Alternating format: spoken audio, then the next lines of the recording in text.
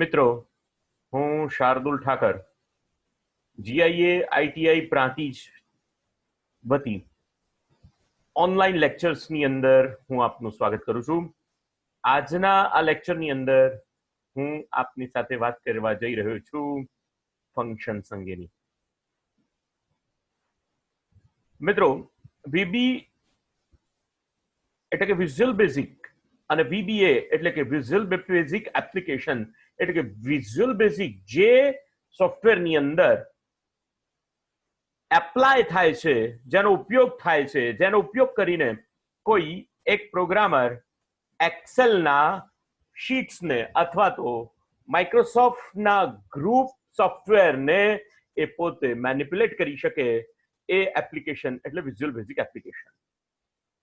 એટલે visual basic application એ VB નો ઉપયોગ કરે છે, એટલે વીબી ની સંપૂર્ણ સ્ટ્રેન્થ વીબીએ પાસે છે. વીબીએ પાસે છે.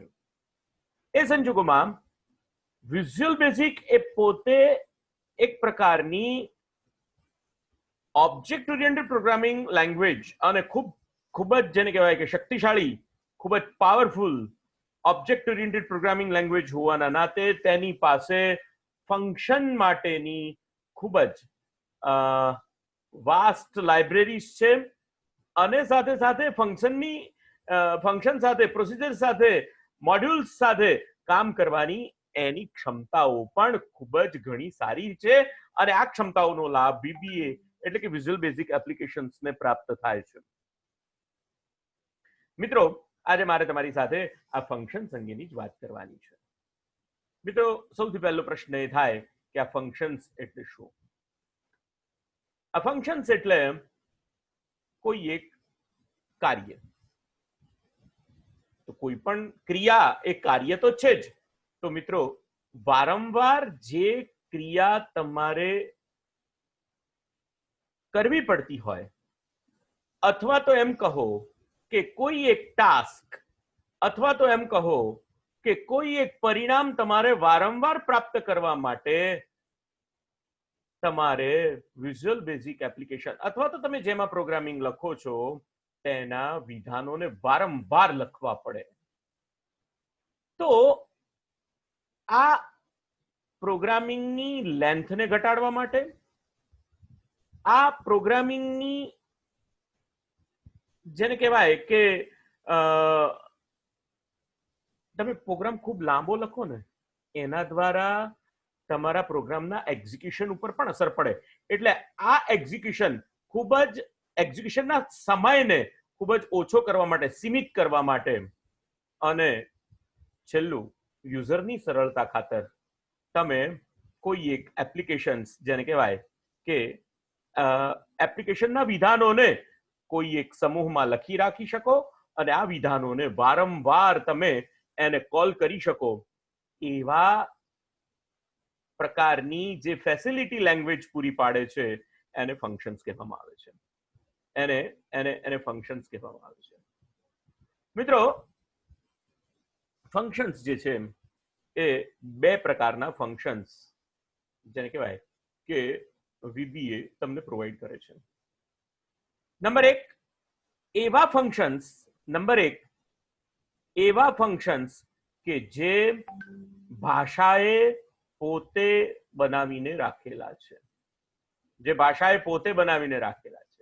અને જેનો ઉપયોગ કરવાની છૂટ તમને આપવામાં આવે છે. એવા ફંક્શન્સને બિલ્ડ ઇન ફંક્શન્સ એમ કહેવામાં આવે છે. એવા ફંક્શન્સને કેવા ફંક્શન્સ કહેવામાં આવે છે? બિલ્ડ ઇન ફંક્શન્સ એમ કહેવામાં આવે છે. જ્યારે બીજા ફંક્શન્સ આમ જોવા જઈએ સામાન્ય રીતે તો બિલ્ડ ઇન ફંક્શન્સ જે છે, આમ જોવા જઈએ તો બિલ્ડ ઇન ફંક્શન્સ જે છે એ લેંગ્વેજ પોતાની રીતે, ભાષા પોતાની રીતે ઘણા બધા વ્યક્તિઓ ઉપયોગમાં લઈ શકે, ઘણા બધા વ્યક્તિઓને સરળતા થાય એ માટે વાસ્ટ માસને ધ્યાનમાં રાખીને, ખૂબ જ મોટા માસને ધ્યાનમાં રાખીને સામાન્ય રીતે લખવામાં આવે છે. એટલે ફંક્શન્સના બે પ્રકારો, two types of functions are there.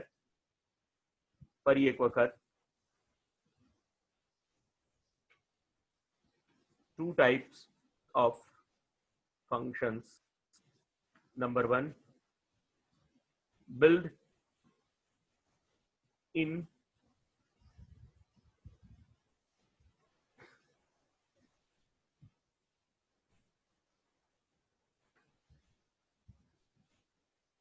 built-in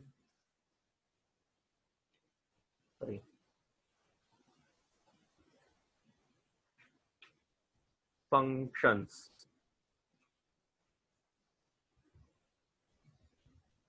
Those functions are provided by language itself.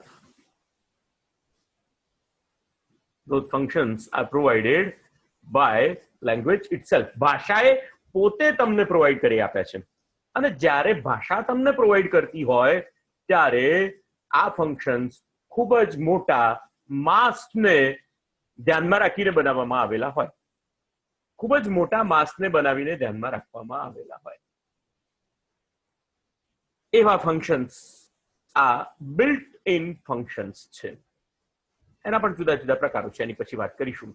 અને બીજા જે ફંક્શન્સ છે એને યુઝર ડિફાઇન્ડ ફંક્શન્સ એમ કહેવામાં આવે છે. Those functions are made by some programmer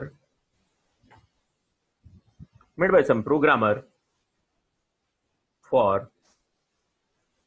complete his own personal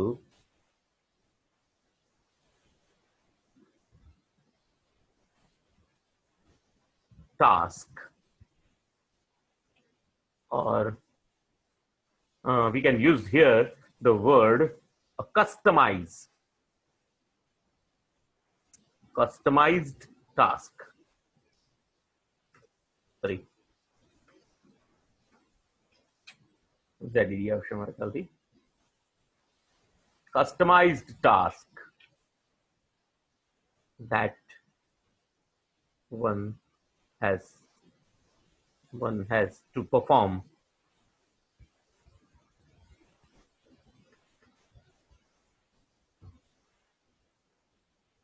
eventually.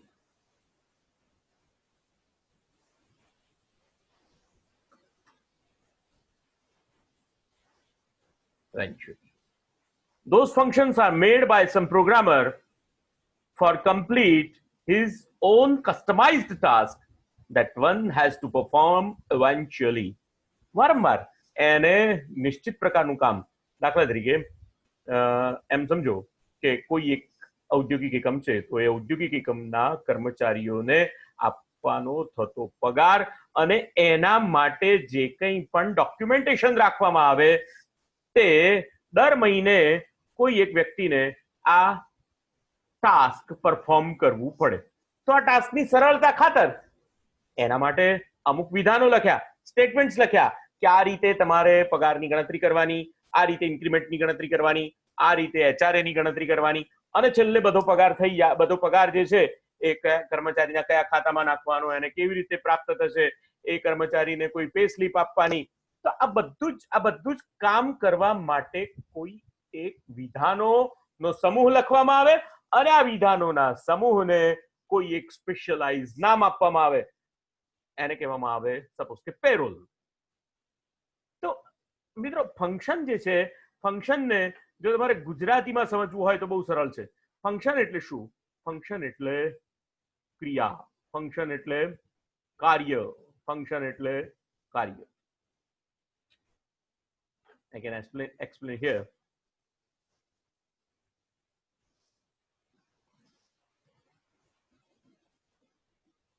Function એટલે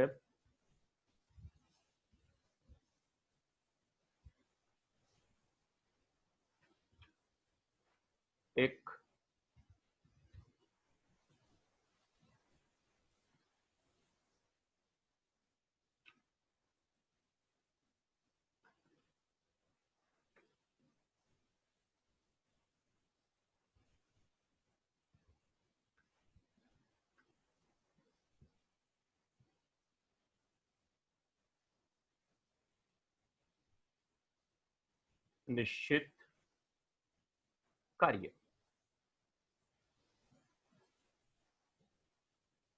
આ બાબતને જો ઓબ્જેક્ટ ઓરિએન્ટેડ પ્રોગ્રામિંગ તરીકે ઓળખવી હોય, આ બાબતને જો કોઈ ઓબ્જેક્ટ ઓરિએન્ટેડ પ્રોગ્રામિંગ તરીકે ઓળખવી હોય, તો આપણે વાત કરી ગયા કે ઓબ્જેક્ટ એટલે શું? ઓબ્જેક્ટ એટલે વસ્તુ. કોઈ પણ ઓબ્જેક્ટ પાસે આ બે વસ્તુ હોય કે ભાઈ એનો ગુણધર્મ હોય, એ ઓબ્જેક્ટની એની પ્રોપર્ટી હોય, અને ઓબ્જેક્ટ પાસે એનું ફંક્શન હોય, ઓબ્જેક્ટ પાસે એનું કાર્ય હોય. ઉદાહરણ તરીકે, બાય એન એક્ઝામ્પલ, ઉદાહરણ તરીકે વાત કરીએ તો તમારી પાસે કોઈ એક ચાકુ છે. શું છે ભાઈ તમારી પાસે? તમારી પાસે કોઈ એક નાઇફ છે, ચાકુ છે.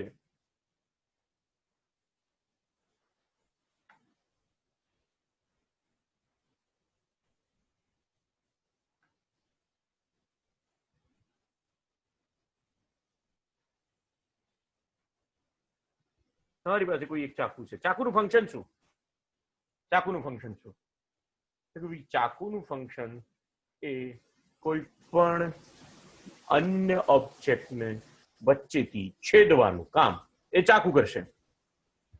પછી એ ચાકુની સાઈઝ હોય, એ ચાકુ નાનું હોય, મોટું હોય, કાળું હોય, ધોળું હોય, એના માટે કવર હોય, અથવા આ બધી વિશિષ્ટતાઓ બાજુ પર મૂકી દઈએ તો ચાકુનું મુખ્ય કાર્ય શું?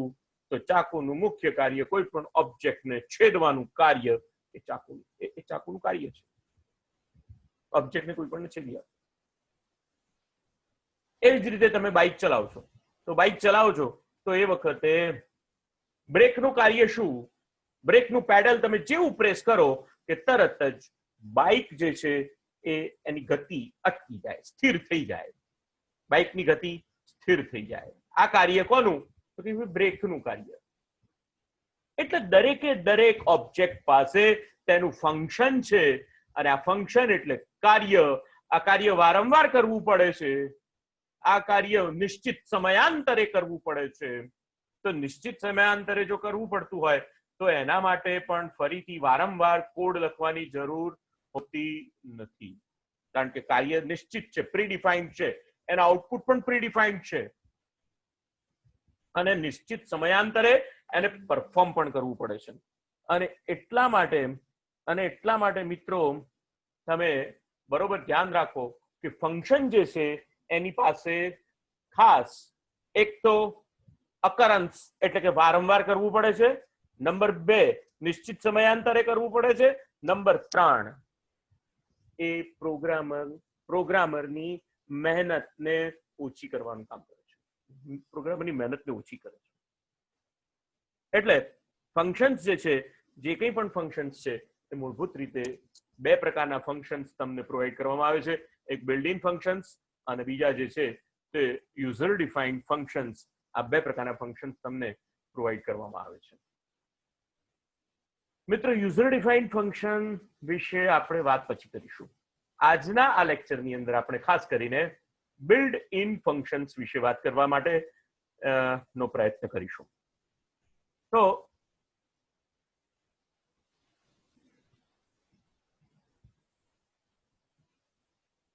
બિલ્ટ ઇન ફંક્શન્સ જે છે કે જે સાર્વત્રિક રીતે ઘણા બધા વ્યક્તિઓ એક સાથે ઉપયોગમાં લઈ શકે તે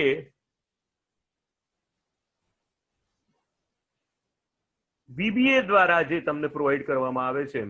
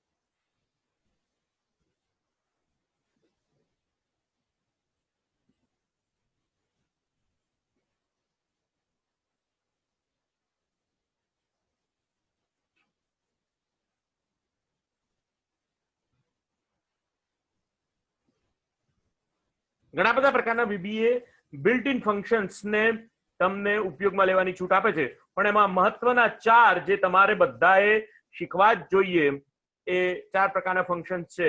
તો પહેલા ફર્સ્ટ ઓફ ઓલ સૌથી પ્રથમ એ મેથ્સ ફંક્શન છે. એક પ્રકારના ફંક્શન છે તે મેથ્સ ફંક્શન છે. બીજા પ્રકારના જે ફંક્શન્સ છે તે સ્ટ્રિંગ ઉપર કોઈ પ્રક્રિયા કરી શકે એટલે કે સ્ટ્રિંગ ફંક્શન્સ છે. ત્રીજા પ્રકારના જે ફંક્શન્સ છે તે ડેટ ઉપર કોઈ પ્રક્રિયા કરી શકે તેના માટેના ફંક્શન્સ છે, એટલે ડેટ ફંક્શન્સ છે. ડેટ ઉપર પ્રક્રિયા કરી શકાય તેના માટેના ફંક્શન્સ છે.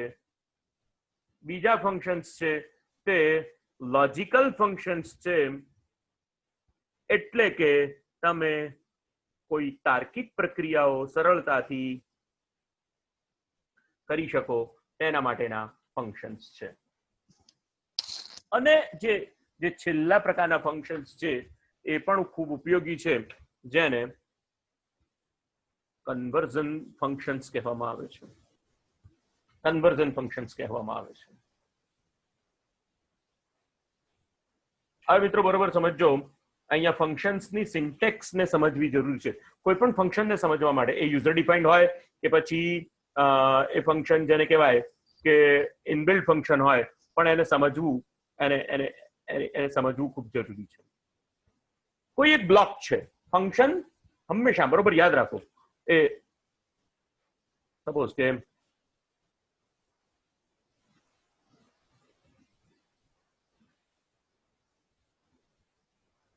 સ્ટેટમેન્ટ 1 છે, એને જરા હું આ રીતે સમજવા પ્રયત્ન કરું છું, એટલે અથવા તમને સમજાવવા પ્રયત્ન કરું છું જેથી તમને બહુ સરળતાથી આ બાબતનો ખ્યાલ આવી શકે. સપોઝ કે આ n નંબરનું સ્ટેટમેન્ટ છે, 4 નંબરનું સ્ટેટમેન્ટ છે, 3, 2 અને 1 સ્ટેટમેન્ટ છે. બરોબર સમજજો. કોઈ એક ક્રિયાને પૂરી કરવા માટે આ ફંક્શન આટલા વિધાનોનો અમલ જરૂરી છે. To perform some task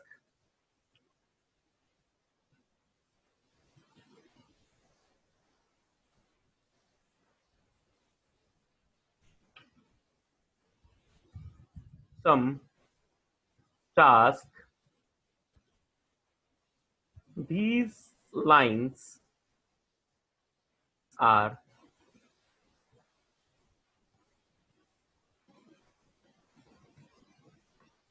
necessary to execute. આ 4 કે 5 વિધાનોનો અમલ કરવો જરૂરી છે. તો ભાષા શું કરશે? ભાષા શું કરશે? એક ભાષા એક બ્લોક આપશે. ભાષા તમને એક બ્લોક આપશે.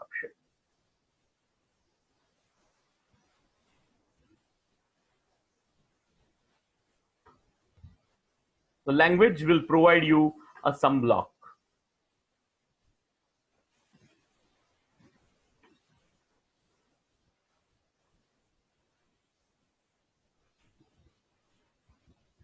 ભાષા તમને આ બ્લોક આપે છે. આ બ્લોકને ભાષા કોઈ એક નામ દ્વારા ઓળખે છે. આ બ્લોકને ભાષા કોઈ એક નામ દ્વારા ઓળખે છે.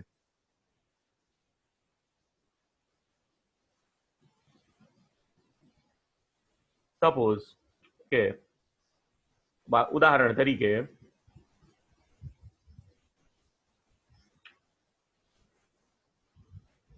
સ્ક્વેર. આ બ્લોકનું નામ શું છે? આ બ્લોકનું નામ છે સ્ક્વેર. વર્ગ કરવા માટે. તમને ખબર છે વર્ગ કેવી રીતે થાય? કોઈ પણ બે સંખ્યાઓનો એ જ સંખ્યા કોઈ પણ જે તે સંખ્યાનો જેની તેની સાથે ગુણાકાર કરવામાં આવે તો વર્ગ થઈ જાય. ઉદાહરણ તરીકે ભાઈ 2 ગુણ્યા 2 કરીએ તો 4 જવાબ મળે. તો શું થયું ભાઈ? તો આ કાર્ય છે, આ ક્રિયા છે, અને આ ક્રિયા કરવા માટે કોઈ એક વિધાનોનો બ્લોક છે. વિધાનો અહીંયા છે. આ બધા વિધાનોને શું નામ આપવામાં આવ્યું? આ બધા વિધાનોને નામ આપવામાં આવ્યું સ્ક્વેર, વર્ગ. એટલે પ્રોગ્રામર એમ કહેશે programmer will call the statements by its name. પ્રોગ્રામરને જ્યારે વર્ગ કરવાની જરૂર પડશે ત્યારે એ શું બોલશે? સ્ક્વેર. અને આ સ્ક્વેર જ્યારે પ્રોગ્રામર કોલ કરશે કે તરત જ આ સ્ક્વેરની પાછળ રહેલા 4 કે 5 વિધાનો અમલમાં આવશે. અને આ અમલમાં આ વિધાનો જે છે એ અમલમાં આવ્યા બાદ તમારું ટાસ્ક પૂરું કરશે, તમને આઉટપુટ આપશે. એટલે બે કામ થયા. પ્રોગ્રામરને જો કોઈ ટાસ્ક પૂરું કરાવડાવવું હોય, કોની પાસે? ફંક્શન પાસે. પ્રોગ્રામરને કોઈ ટાસ્ક ફંક્શન પાસે પૂરું કરાવડાવવું હોય તો programmer has to provide some value to function and the function will provide some output to the programmer. તો અહીંયા 3 પાર્ટી છે. પ્રોગ્રામર છે, ફંક્શન છે, વિધાનોનો સમૂહ છે. પ્રોગ્રામર જે છે એ કોઈ કિંમત ફંક્શનને આપશે, ફંક્શન એ કિંમતો પર કોઈ પ્રક્રિયા કરી પ્રોગ્રામરને નવી વેલ્યુ પાછી આપશે. એ ફંક્શન પાછી આપશે. હું અહીંયા જે વાત કરું છું એ કોઈ નિશ્ચિત ફંક્શનના પ્રકાર વિશે વાત કરતો નથી, એટલે કે બિલ્ટ ઇન ફંક્શન વિશે પણ વાત કરતો નથી, હું યુઝર ડિફાઇન્ડ ફંક્શન વિશે પણ વાત કરતો નથી. અત્યારે હું ફંક્શનની ક્રિયા, ફંક્શન કાર્ય કેવી રીતે કરે છે એ તમને સમજાવવા માટેનો પ્રયત્ન કરું છું. એટલે પ્રોગ્રામર કોઈ એક નામને કોલ કરે છે. શા માટે? એનો નિશ્ચિત ધ્યેય પૂર્ણ કરવા માટે. અને આ નામ પાછળ રહેલા વિધાનો અમલમાં આવે છે અને પ્રોગ્રામરને કોઈ કંઈક આઉટપુટ આપે છે. એટલે અહીંયા મારે તમને 2-3 વસ્તુઓ ખાસ જે કહેવી છે એ હું ગુજરાતીમાં લખવા પ્રયત્ન કરું જેથી તમને વધારે એ વસ્તુ ક્લિયર થાય.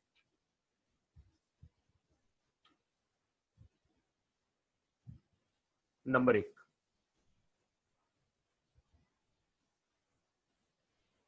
1,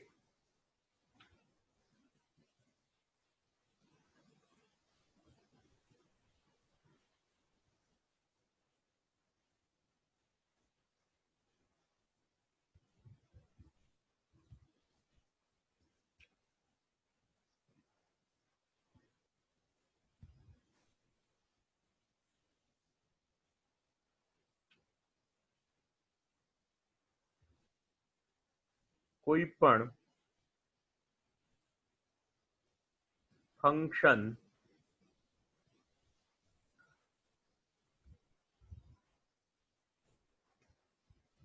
ફંક્શન તેના નામ દ્વારા કોલ થઈ શકે છે. કોઈ પણ ફંક્શન તેના નામ દ્વારા કોલ થઈ શકે. જ્યારે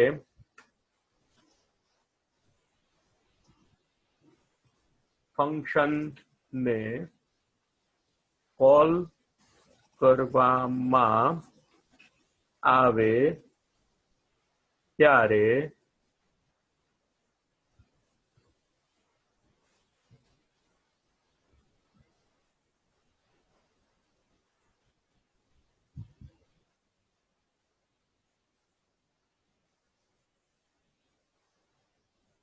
બેકગ્રાઉન્ડમાં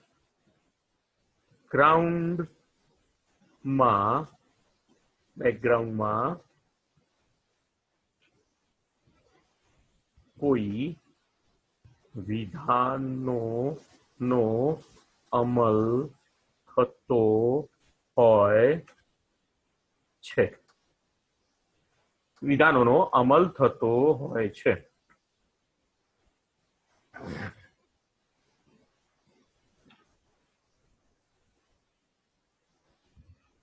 આ ફંક્શનને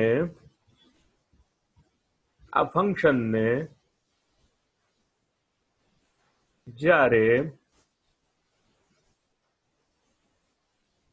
ઇનપુટ તરીકે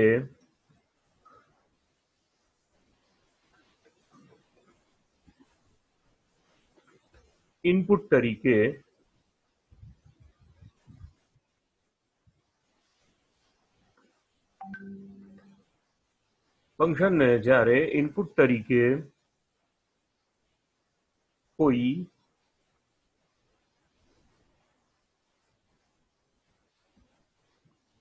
કિંમતો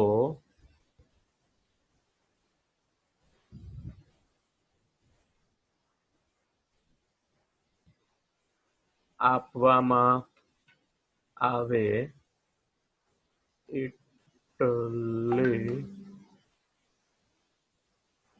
કે બહારની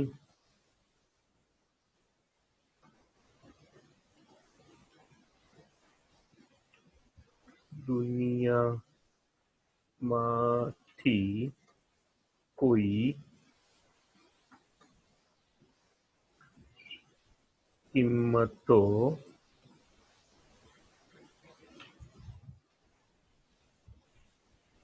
ફંક્શનમાં દાખલ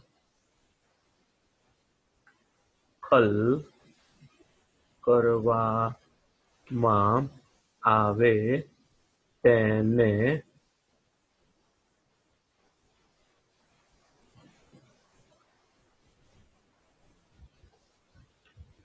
ફંક્શનના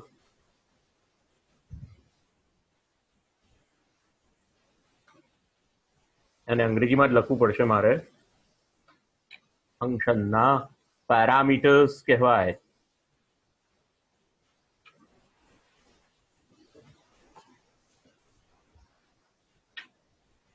અથવા આર્ગ્યુમેન્ટ્સ એમ કહેવાય બરોબર ધ્યાન આપજો કોઈ પણ ફંક્શનને તેના નામ દ્વારા કોલ કરી શકાય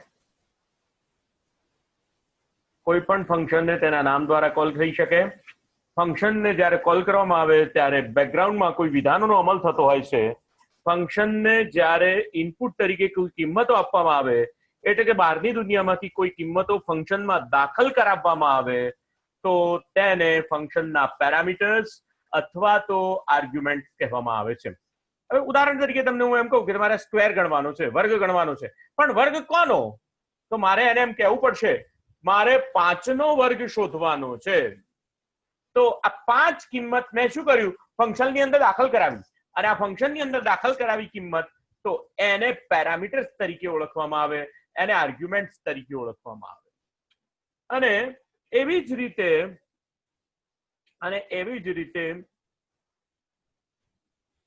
ફંક્શન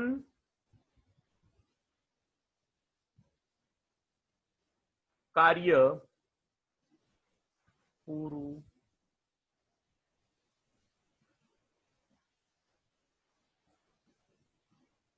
થયા બાદ જે પરિણામો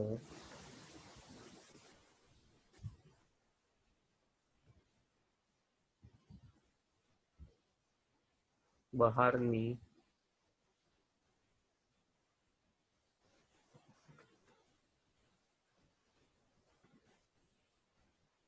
દુનિયામાં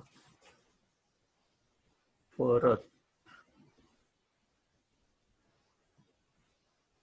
આપે તેને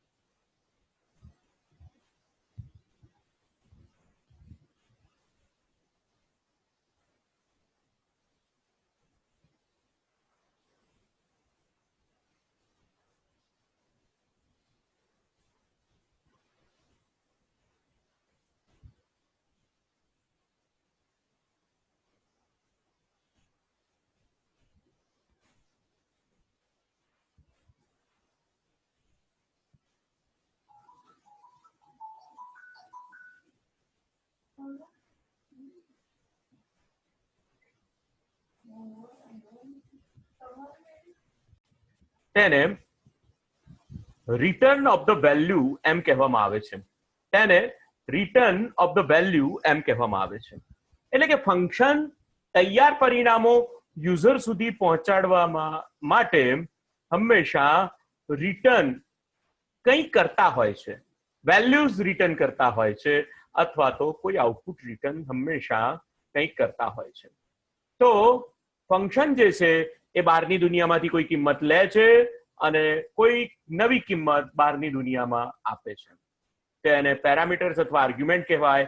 અને ફંક્શન જે કાર્ય પૂરું કર્યા બાદ પરિણામોને બહારની દુનિયામાં પરત કરવામાં આપે તેને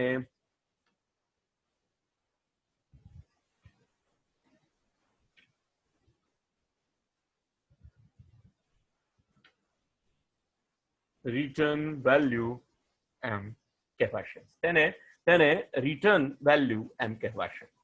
એ બરાબર મિત્રો સમજો, ફંક્શન એ કોઈ ઇનપુટ તરીકે પણ કંઈ લે છે અને આ ઇનપુટ તરીકે જ્યારે ફંક્શનને કંઈ આપવું હોય ત્યારે એને કોલ કરીએ ત્યારે જ આપી દેવું પડે. જ્યારે ફંક્શનને તમે કોલ કરો ત્યારે જે કિંમતો તમે દાખલ કરો તેને પેરામીટર અથવા આર્ગ્યુમેન્ટ કહેવાય. અને આ પેરામીટર અથવા આર્ગ્યુમેન્ટ એ એકચ્યુઅલ વેલ્યુ તરીકે પણ હોઈ શકે અને વેરિયેબલ તરીકે પણ તમે અંદર દાખલ કરી શકો છો.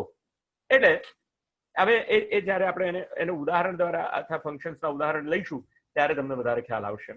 તો અહીંયા સૌથી પહેલા આપણે વાત કરીશું એ મેથ્સ ફંક્શનની, એટલે કે ગાણિતિક પ્રક્રિયાઓને સરળતાથી કરી શકાય તે માટેના જે ફંક્શન્સ છે તેને મેથ્સ ફંક્શન કહેવામાં આવે છે. અહીંયા તમને આ બુક જે છે એની અંદર ફંક્શન્સ વિશેની મેં તમને જે માહિતી આપી એ પણ આની અંદર આપેલી છે. પણ સૌથી પહેલા મેથ્સ ફંક્શન વિશેની વાત કરીએ. તો મેથ્સ ફંક્શનની અંદર સૌથી અગત્યનું અહીંયા ફંક્શન્સ લિસ્ટ પણ આપેલા છે અને આ ફંક્શન્સ દ્વારા શું કાર્ય થાય છે એ પણ તમને અહીંયા સમજાવવામાં આવેલું છે.